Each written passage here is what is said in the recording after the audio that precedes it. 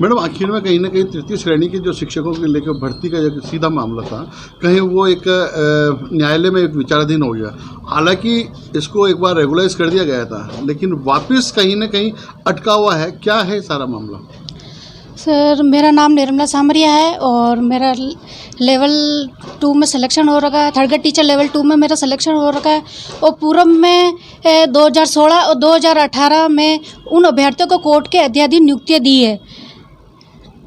दी है, जबकि हम भी शिक्षा मंत्री जी को ज्ञापन दिया है, बीकानेर में धरना दिया है और जयपुर में शहीद स्मारक में भी धरना दिया है। उसके बाद हमारे को 5 मार्च को ऑर्डर निकाल दिया, फिर 22 मार्च को उसी ऑर्डर को प्रत्याहरित कर दिया है। कारण क्या रहा, क्या वजह रही? अच्छा, ये आचार संहिता की वजह से हमें रोक रखा था। अब वापस हम रीओपन करना चाहते हैं। हमारे ये जो ऑर्डर हो रखा है वो। इसके लिए कोई मुहिम भी चलाई आप लोगों ने? हाँ जी, चलाई है। क्या क्या मुहिम थी? अभी ये पोस्ट कार्ड सब मंत्री जी को देने के लिए। बस सरकार से यही निवेदन है कि राजस्थान सरकार से यही निवेदन है कि हमें भी जल्दी कोर्ट के अध्याधीन नियुक्तियाँ देने की कृपा करें, नहीं तो मेरी इच्छा मृत्यु देने की स्वीकृति प्रदान करने की कृपा करें।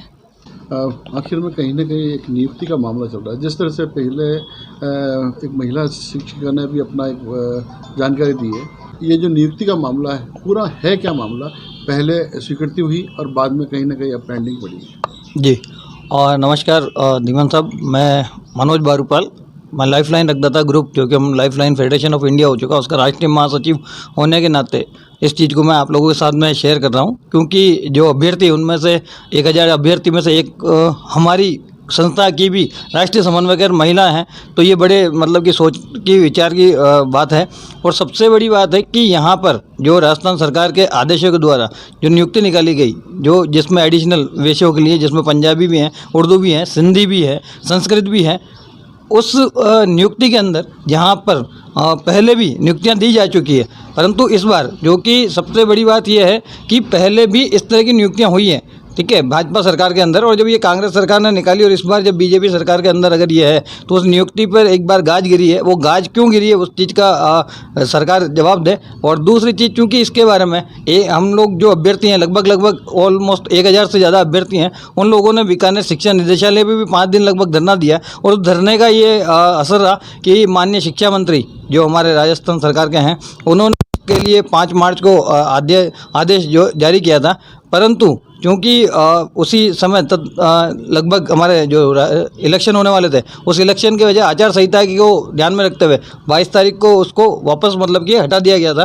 तो अब चूंकि इलेक्शन भी पूर्ण हो चुके हैं और सारी चीज़ें हो चुकी हैं और इस तरह की नियुक्तियां पहले भी दी जा चुकी हैं, और सबसे बड़ी बात है कि एडिशनल व्यक्ति जो एडिशनल विषय से करता है, वो अपने आप में दोहरी डिग्री प्राप्त कर चुका होता है, क्योंकि पहले उसने कॉमन BA किया होता है और देन आफ्टर 3+1 किया होता है। तो जो व्यक्ति इतना सक्षम है, जिसने सरकार के मापदंडों के अनुसार एग्ज़ाम दे के पास करके और जब किया, और जब नियुक्ति की बारी आती है तो उसको अपने नियुक्ति के लिए मतलब कि पिछले 11 महीनों से संघर्ष करना पड़ रहा है। ऐसा क्यों, मैं पहले तो ये सरकार से पूछना चाहूँगा। और दूसरी चीज़ कि अगर नहीं है तो इस तरह की वैकेंसी निकाली क्यों जाती है, कि जहाँ पर मतलब कि अगर नहीं देना आपको, इस तरह की उस पर नियुक्तियाँ देनी नहीं है, तो क्यों इस तरह का छलावा करके मतलब कि इस तरह के अभ्यर्थियों का आवेदन लिया जाता है और इस तरह की मतलब कि वैकेंसी निकाली जाती है। तो मैं चाहूँगा, और सबसे बड़ी बात है हमारी तो बहुत ही आज मेरे को यहाँ आने का कारण ये है कि हमारी संस्था की जो राष्ट्रीय समन्वयक हैं, उन्होंने यहाँ तक मतलब सरकार से वो कह दिया है कि या तो वो नियुक्ति दें और नहीं दें तो उनको इच्छा मृत्यु का मतलब दे।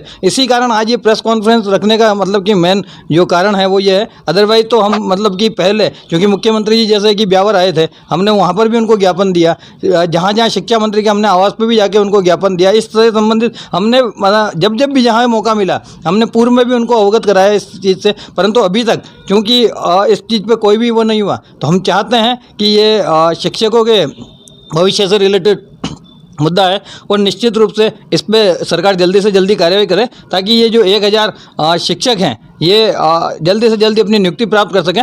और कहीं ना कहीं एक सरकार इस अगर ये करती है तो एक बहुत अच्छा उदाहरण भी पेश करती है। जय हिंद, जय भारत।